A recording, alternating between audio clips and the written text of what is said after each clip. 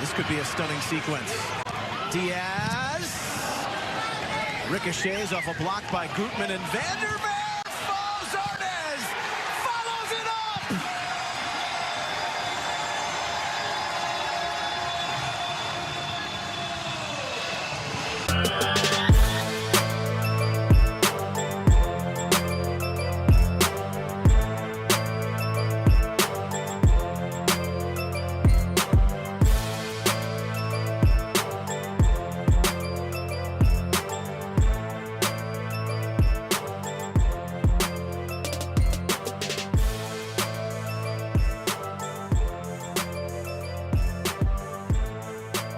Hello and welcome to the Crew Review Podcast, a Columbus Crew post-game show where me and another writer from Massive Report review the Crew.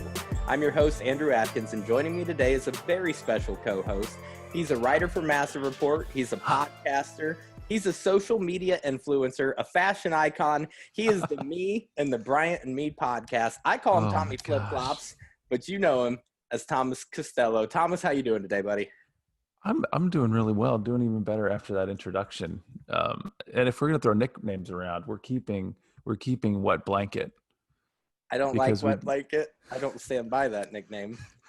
That's all right. It's an inside joke, which other people will have to figure out on their own time because we have a lot to talk about. Dig deep into our Twitters to come up with that joke. So, 2 goals in 10 games. It's incredible. Columbus Crew are making history. But Thomas, they're not the only ones. You're making history tonight because you are the first ever co-host of the Crew Review. How does that feel? It feels pretty good. It feels pretty good. If we were Cincinnati, there would be a T-shirt about this. I'm really pumped. That's true. This is kind of a unique episode of the Crew Review. It's not really episode 1, even though it is episode 1. It's kind of a prequel. I'm calling it episode 0. The official launch of the podcast is going to come with MLS Phase 2. But what we wanted to do is we wanted to give the listeners a chance to help us build this show. So I want to ask anybody who listens to this to leave us your feedback. Let us know what you like, what you're not liking. Give us ideas for segments. Just help us build this show into the best listening experience possible for you. So what I want to ask you to do is feel free to send us your input at crewreviewpod@gmail.com. Some of that was Thomas's idea. So introductions out of the way. We have to get right into our first segment of the night. A little thing I like to call emotional overreactions. So Thomas, I'm going to ask you, shut off that analytical side of your brain, reach deep down into your heart, pretend that you're on Twitter, and just spew out the first thing that comes to your mind. There's no way that Columbus doesn't go all the way this year.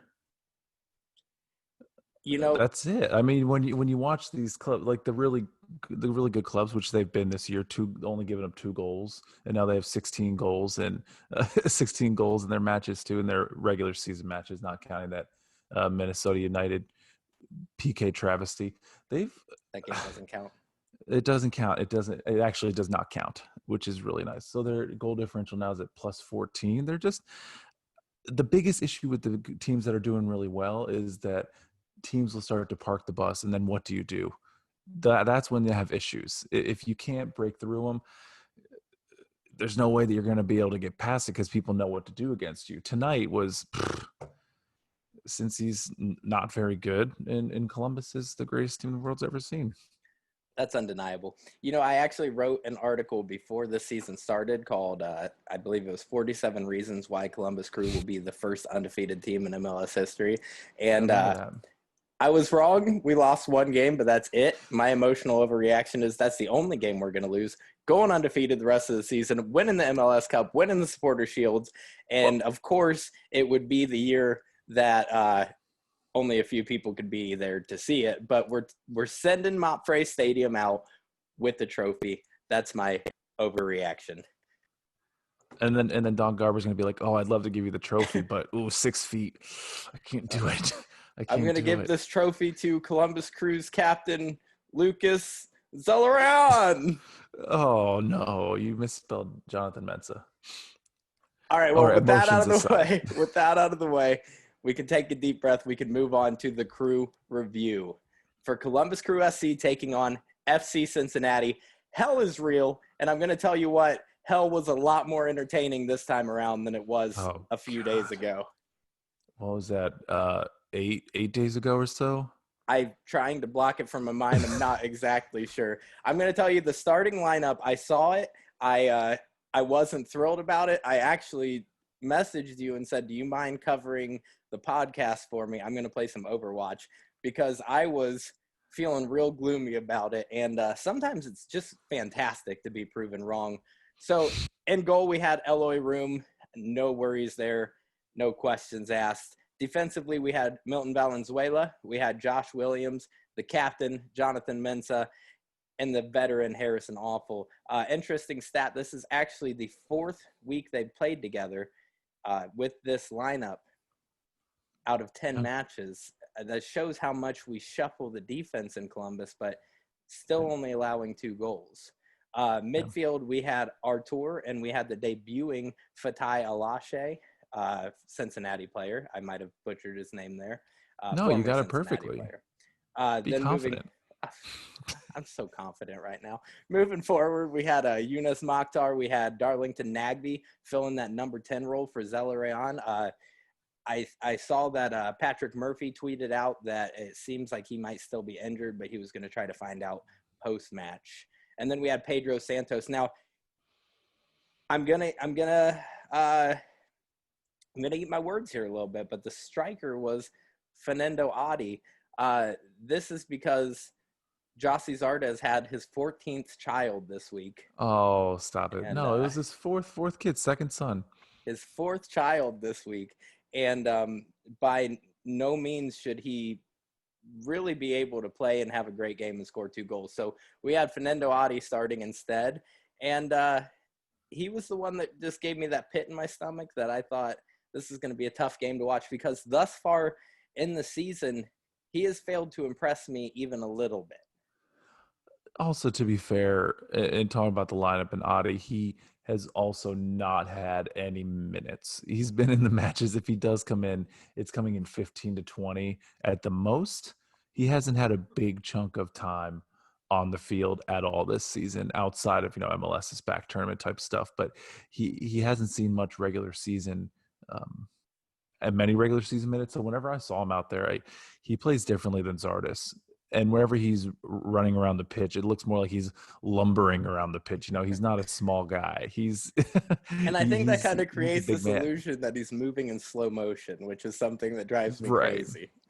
But what he does for that team, and you saw it tonight, even though he didn't score any goals, he was distributing to other teammates, and he also takes away some of those Cincy defenders, because whenever he's in the box, you can't just have it one-on-one. There's always somebody else, okay, they have to look over their shoulder. I have to get close to him. And then they can't get close to one of their crew players. And I thought tonight, with his time on the field, I thought he was effective in what he was there to do.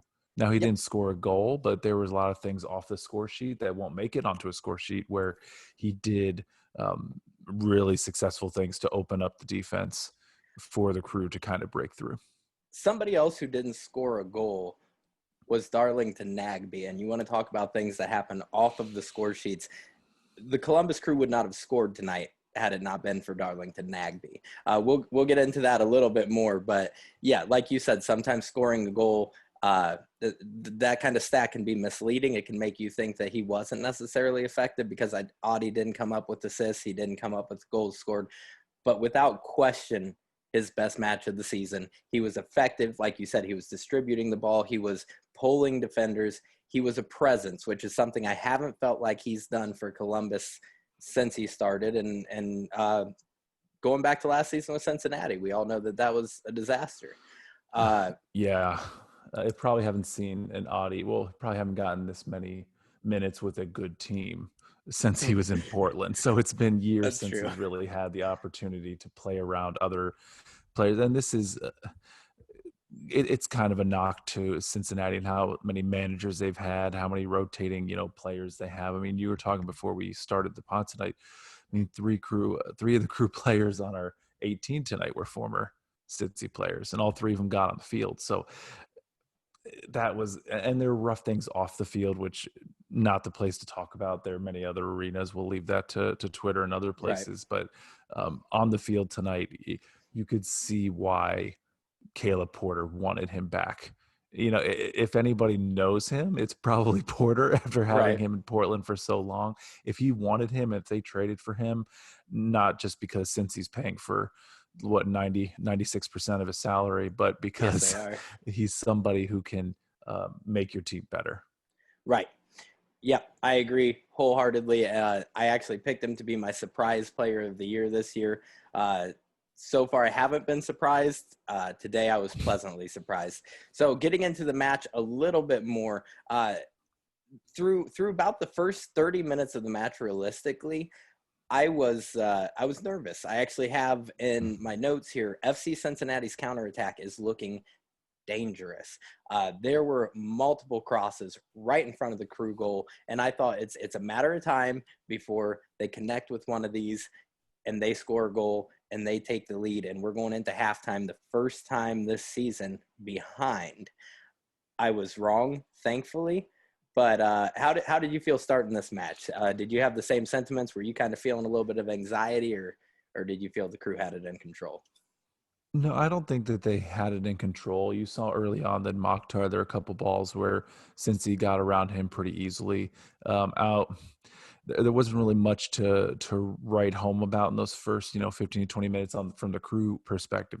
When it comes to offense, they were slow. They were reactive. They were slow. They were reactive. Cincy did have a game plan. It looked like, okay, we're going to counterattack, of course, but they were out for blood in those first 5 to 10 minutes. He's stretching up to 15 minutes. You saw a lot of crosses, a lot of passes in front of room that would just cross right through him. And then you thought, okay, someone's going to come on the end of this shot.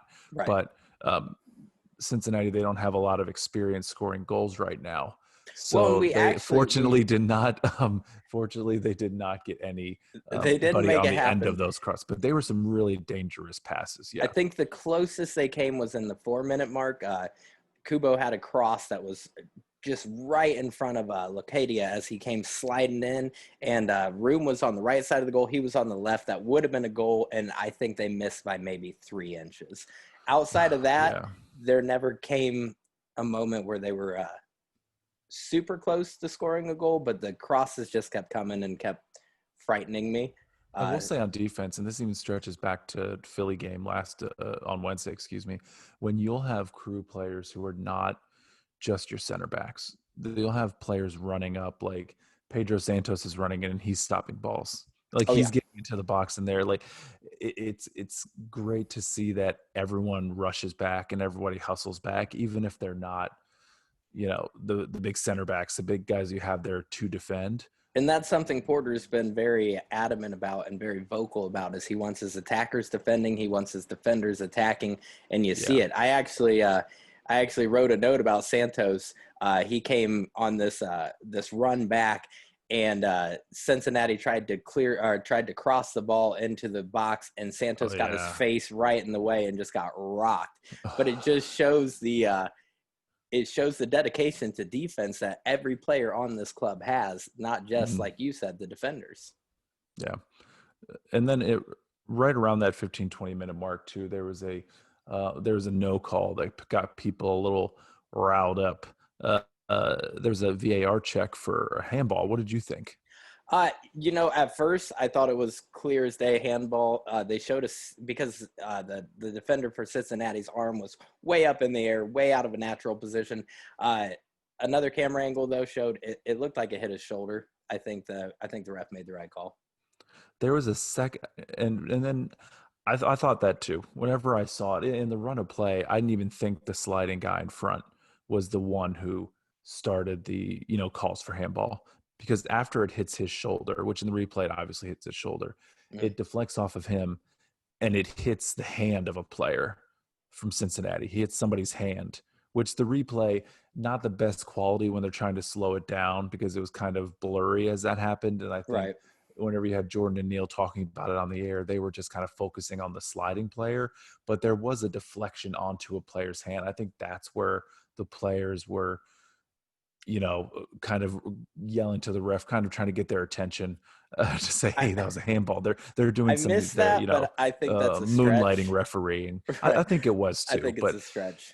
it wasn't in a it was such a bang bang play.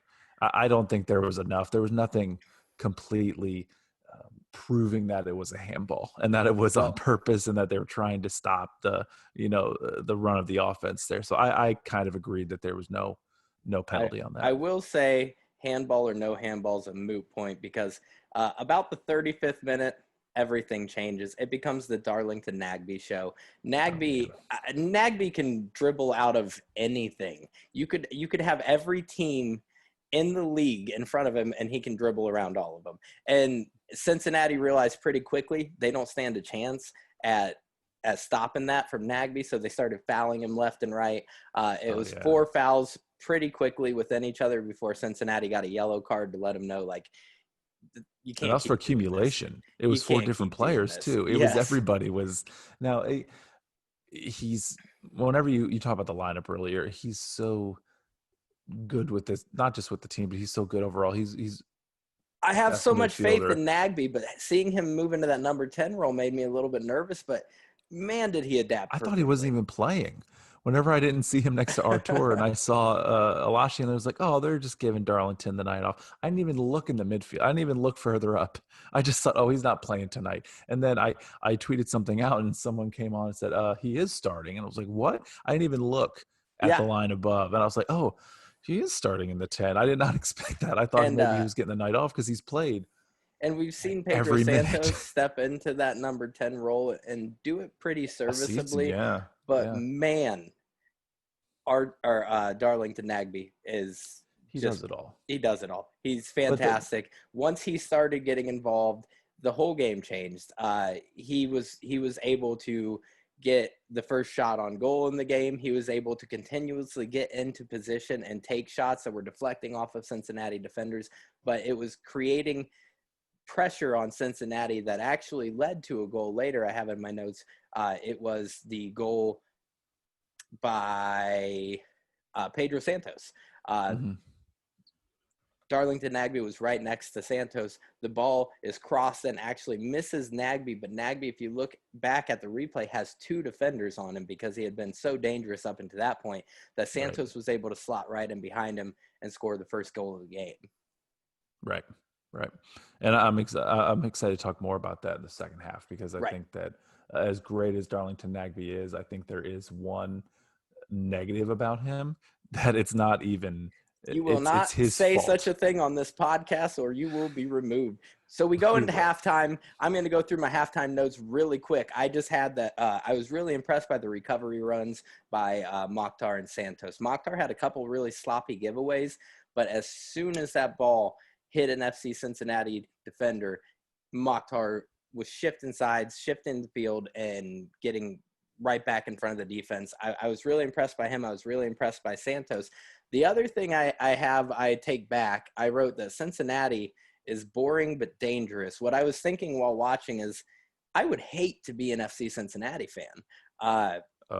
Even when they're effective, it is just awful to watch. And they were making the Crew boring. For the first 20, 30 minutes of the match, Crew had slowed down to their pace for some reason instead of forcing them to play at our pace. And it was brutal. And then real quickly – go ahead. I was just going to say to wrap up my notes, I had Columbus Crew's going to score within the next 10 minutes. And boy, was I correct on that, because you could see it just like against Philadelphia last week. You could see the last 10, 15 minutes of the match. We were playing with aggression. We were playing with purpose, and we looked hungry. I actually thought possibly Fernando Adi, but I was pretty convinced it was going to be Darlington Nagbe. I was wrong on that, but I was right. The goals were going to start coming. What were your thoughts going into halftime?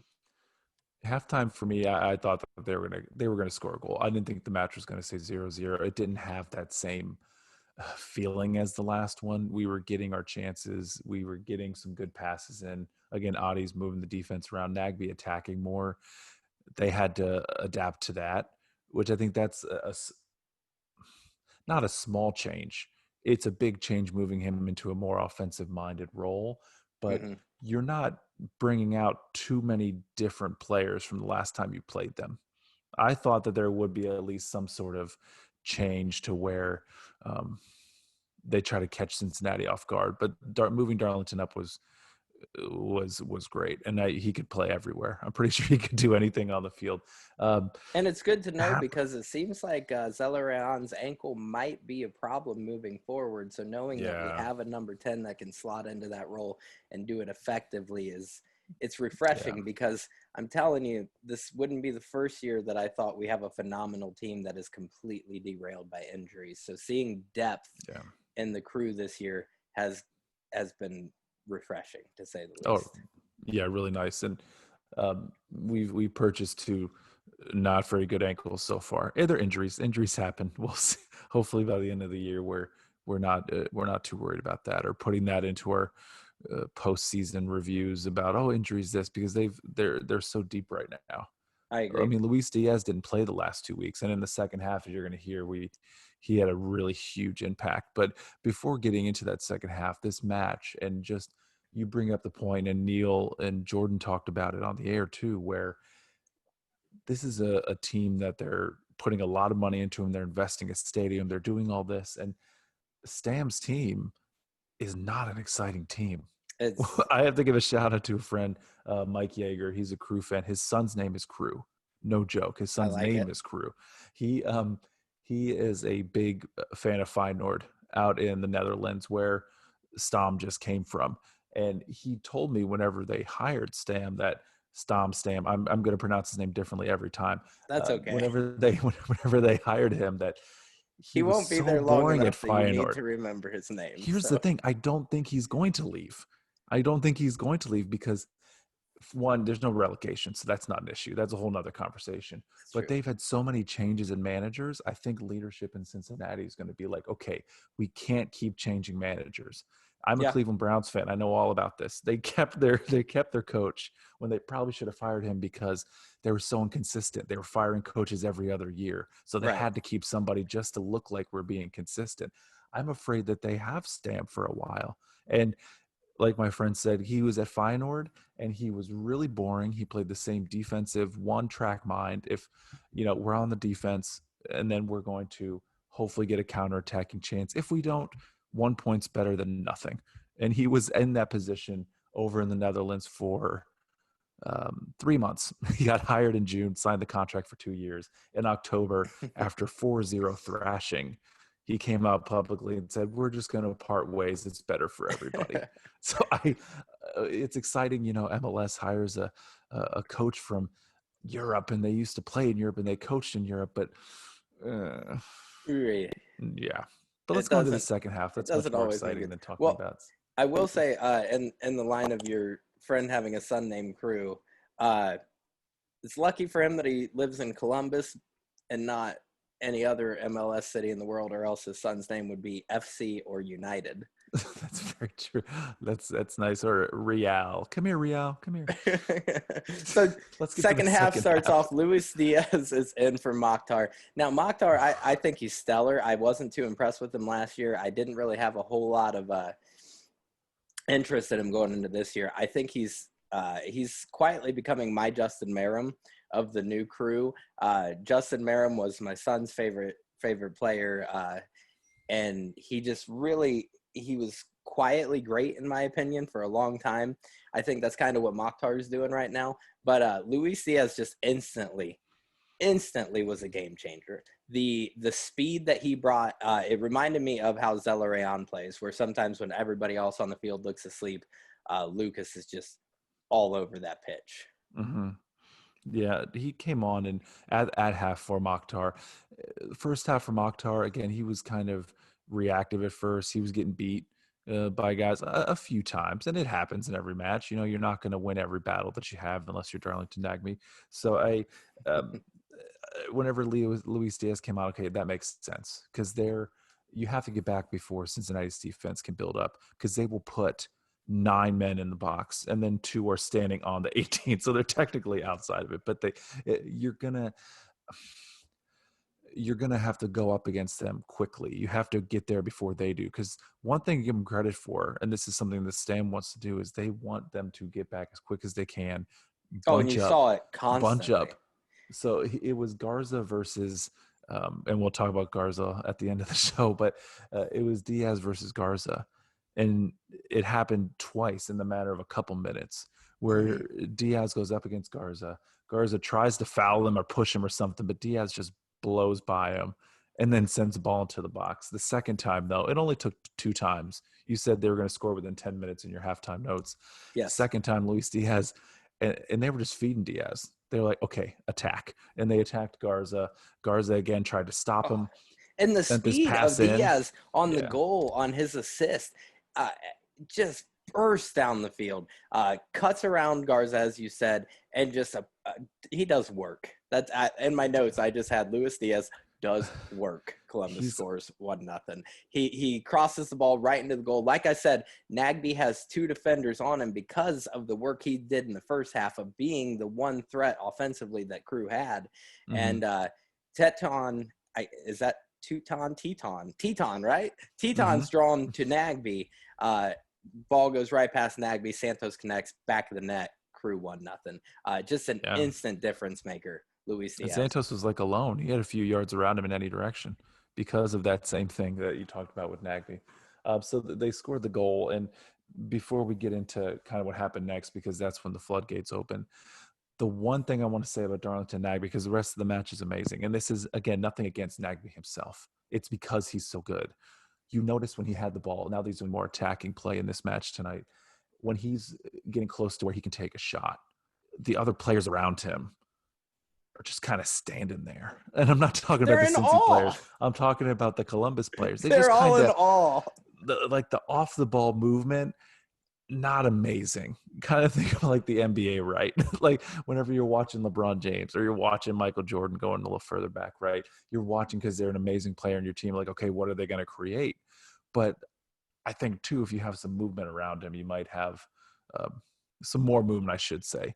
If you have some more movement around him, it might open those opportunities up, which that goal was an opportunity. And then Cincy, they're a one-track mind. Once you get a goal into them and they can no longer put all of their players into the defensive half of the field, they crumble. At that point, they have to go on the attack, which opens up their team, and then they couldn't stop what was coming next. I agree. And, in terms of off-the-ball movement, that's something I do feel like Fernando Adi lacks. We saw a massive change when Zardes comes in the 62nd minute. Zardes comes in. What happened? His new baby, and just all hell breaks loose. Pardon the pun.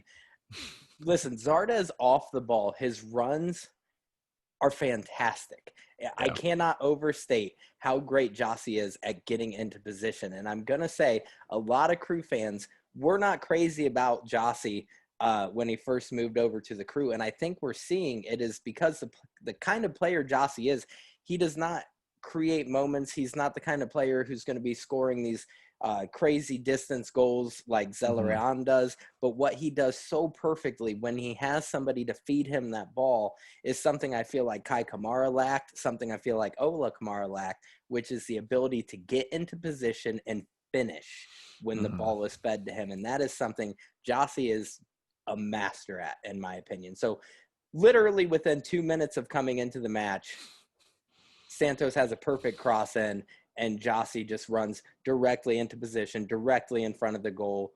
He scores the goal. He runs away, rocking an imaginary baby, which is the cutest thing in history. Congratulations, Jossie. Congratulations to that baby, because that's a story that baby's going to be able to tell. That's much better when you've had a kid. Yes.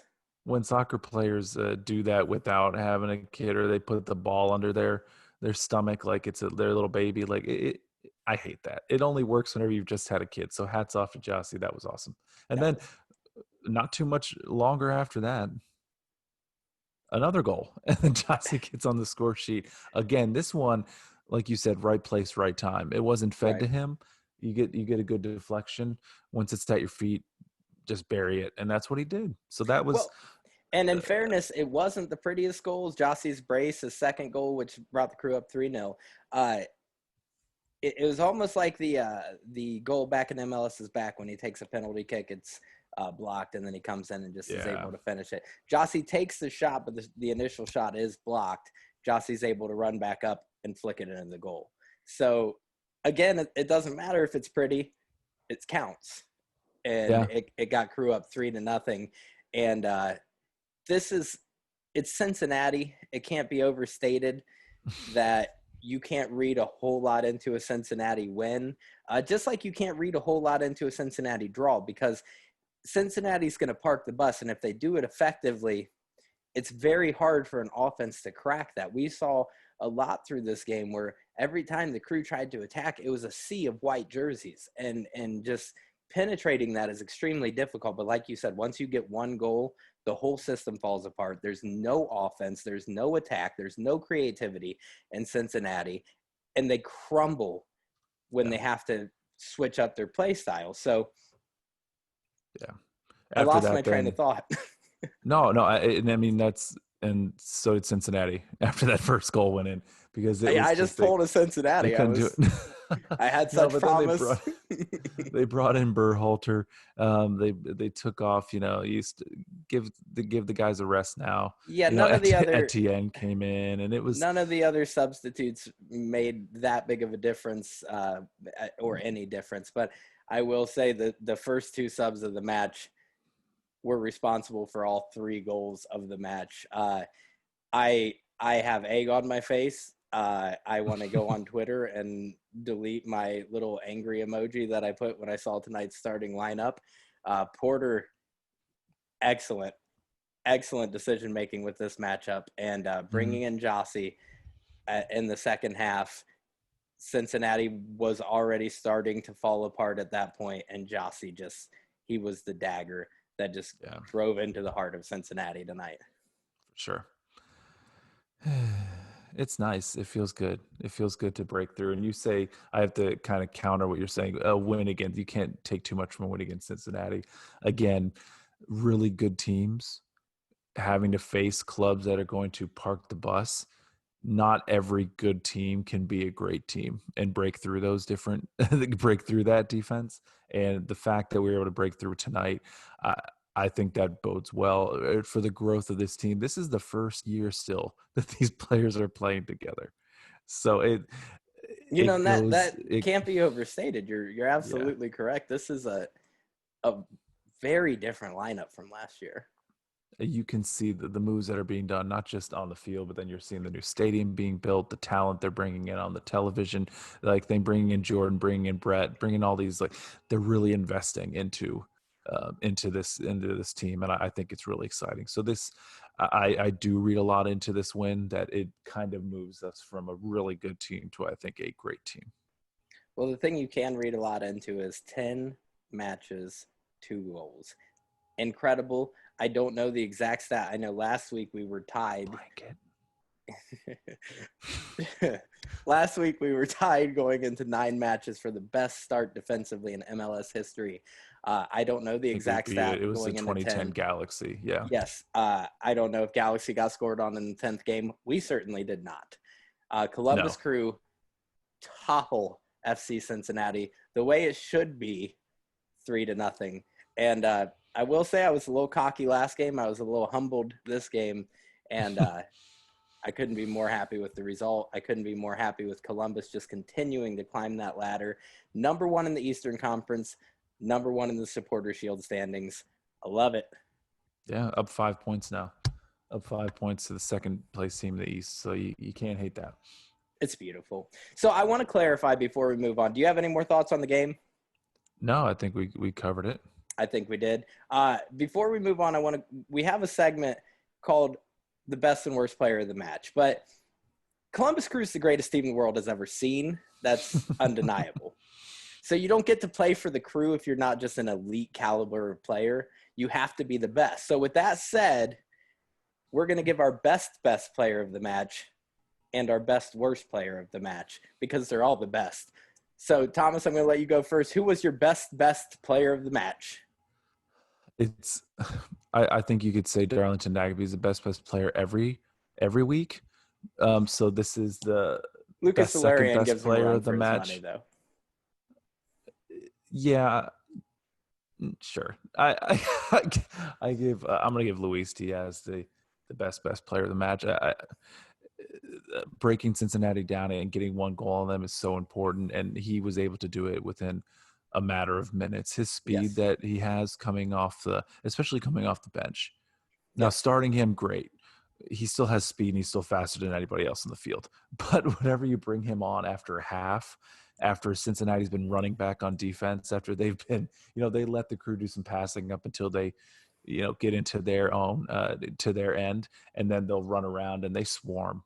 Those It shots in the reminds first me. half, every time they shoot, there's 2 or 3 Cincy guys swarming, running to the ball. Bringing Diaz in the second half when those guys' legs are tired, he just there's no stopping him. Greg Garza couldn't even foul him to stop him. He was so I give it to him. And that pass in, he's such a gunslinger, which is why I love Luis Diaz. A little Yes. part of me is like, please score a goal, Luis Diaz, because he shoots so much, and I love that. But tonight it was so distributive. He was trying to distribute to his teammates, and it wasn't him just trying to take the shot, and just in a few minutes changed the entire scope of the game. So Luis Diaz is my best player of the game. And talking about his speed as a substitute, it reminds me of something we had a few years ago with Kakuna Mane. I thought Mane had the potential to be such a difference maker for the Crew. We didn't keep him very long, and we traded him pretty quickly after I don't think we traded him. I think his contract Maybe think was of just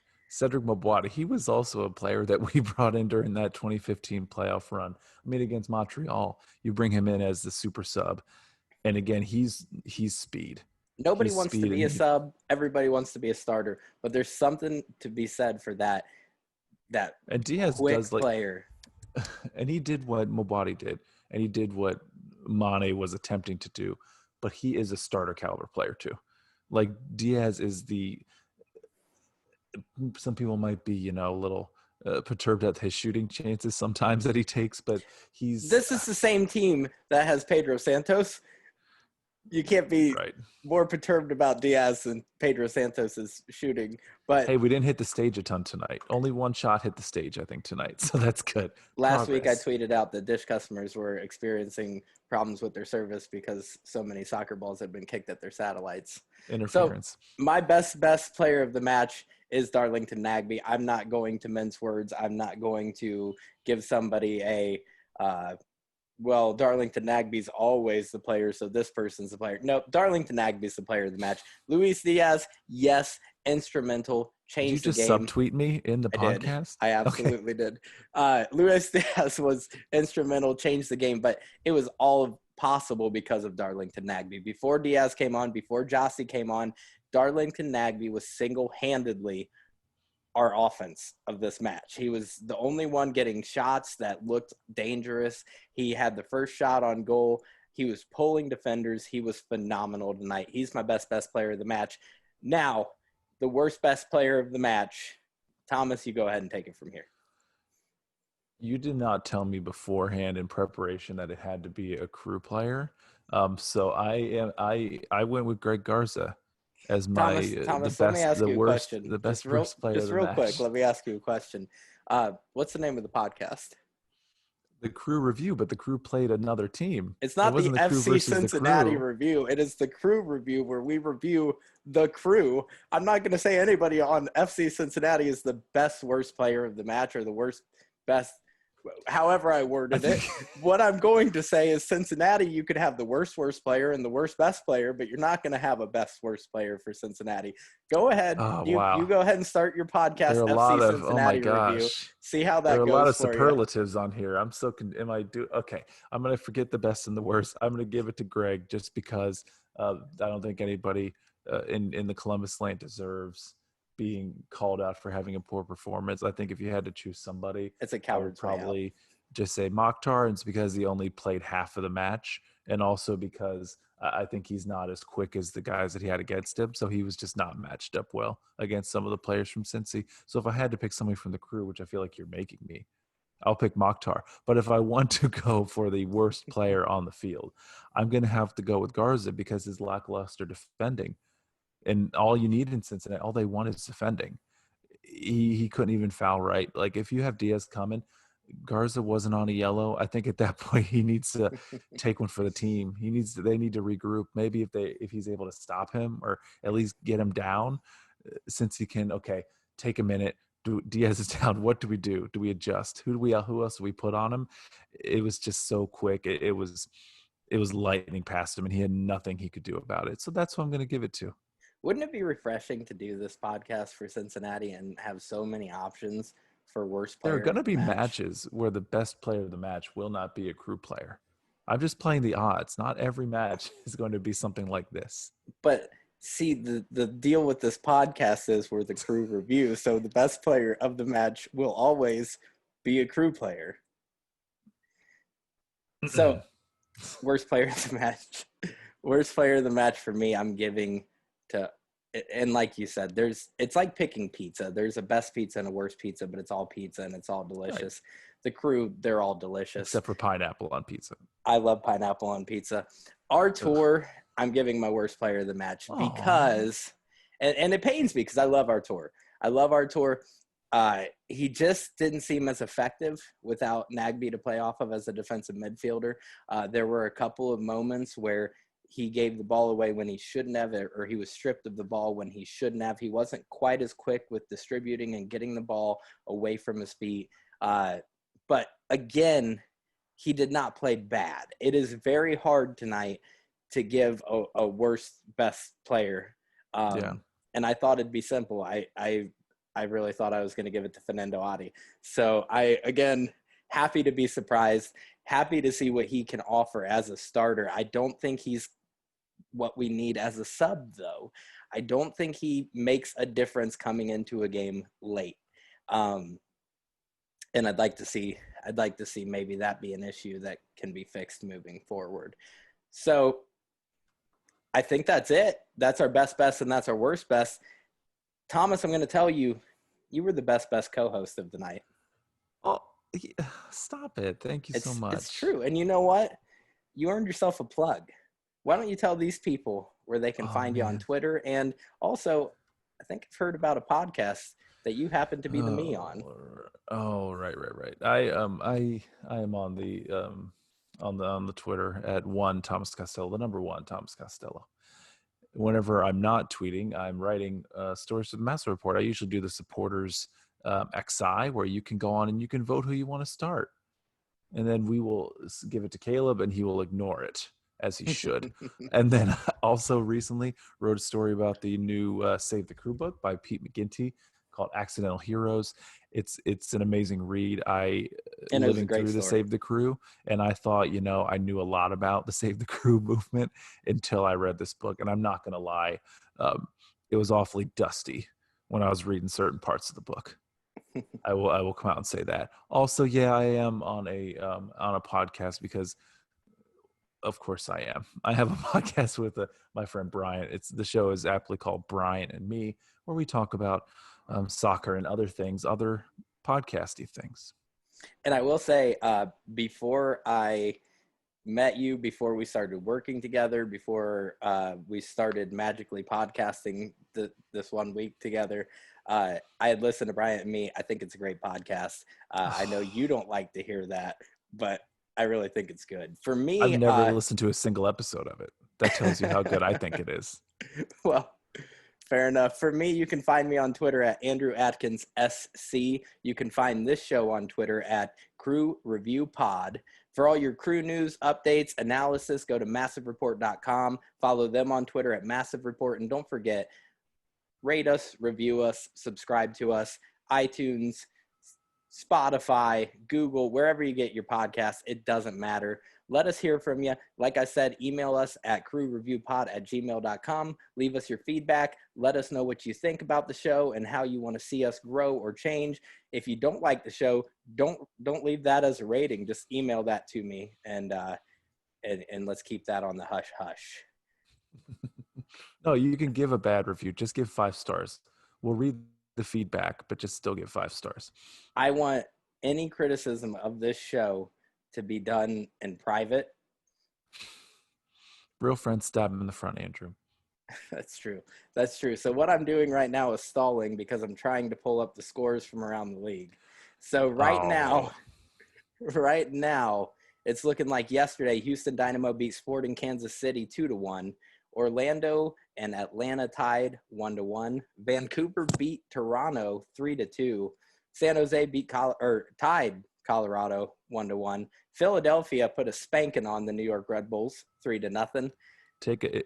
After you listen to this podcast, find the Aronson goal because it was choice. Will do. DC United and New York City, who I hate with a passion for being the one blemish on our record, 0-0. Columbus Crew, we already know how that went, 3-0 Cincinnati. Chicago Fire, who we are going to beat next week, fell to New England 2-1. Minnesota 4-0 against Real Salt Lake. Someday we'll talk about Minnesota. They are what a turnaround for a team. Inter Miami and Nashville are 0-0. They can't even beat each other. That game's still going on. Seattle 0, Portland 1. That game's only 10 minutes in. And tonight we have LA Galaxy versus LAFC in a match that Major League Soccer will act like is more important than hell is real. So, like I said, next week, what? Miss you, Guillermo. Like I said, next week, we are playing Chicago Fire. That is Saturday night at 7:30. What are your predictions for that match, Thomas? All right, I've got 2-0 against Chicago at Soldier Field. It's going to be Luis Diaz scoring a goal because, gosh darn it, he deserves one. And then José Zares will have the second goal. And I will probably forget what I said, and my massive report prediction will be something slightly different. But I think the Crew will win against Chicago. Fair enough. Keep in mind, last time Columbus played Chicago, it was 3-0. I think our attack has taken a bit of a step back since that match.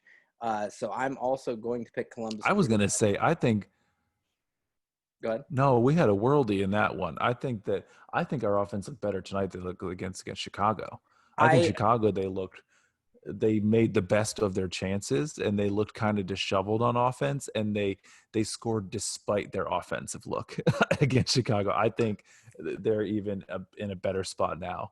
The only thing that gets them, I think, is that day of travel, flying to Chicago. Luckily, it's not a long flight. These MLS teams have to fly into these games the day of. I don't think that helps the legs, but I think Columbus can persevere and win that. I think Columbus is winning. I think we're winning 1-0. As for who scores, if Zelleran's back, I'm giving it to him. If he's not, I'm giving it to José. Like I said, I'm not going to read too much into this game. So in terms of our attack, I'm looking back over the past 3 games, and I'm seeing it getting consistently better again and us returning more to form. I just don't think we're going to be getting those 3-0 victories over teams that aren't FC Cincinnati. Well, agree to disagree. So the last segment of the night, what I'm going to try to do moving forward is something called My Crew Review. What I want you to do, the listeners, at the end of every game, I want you to get on your Twitters and I want you to hashtag My Crew Review and leave us your review of the game. Let us know what you thought, and what we're going to do is we're going to read your review on air at the end of every podcast. Since this is episode number 1, we don't have any My Crew reviews, so we don't have this segment. So, Thomas, what we do have is a finished podcast, and I appreciate you being the first ever co-host. You did a phenomenal job. Thank you so much for being here with me tonight. But thanks for having me.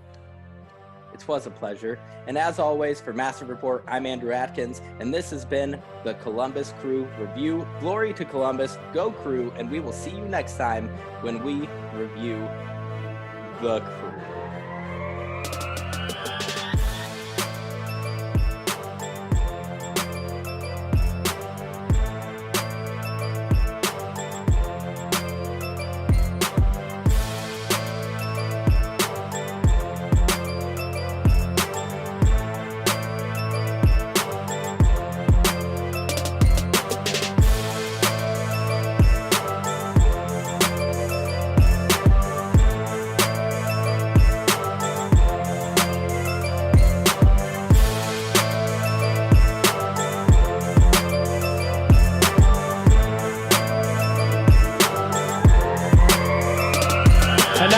my distinct pleasure to present the Philip F. Anschutz Trophy to the captain of the Columbus Crew, Guillermo Barros Escaloto.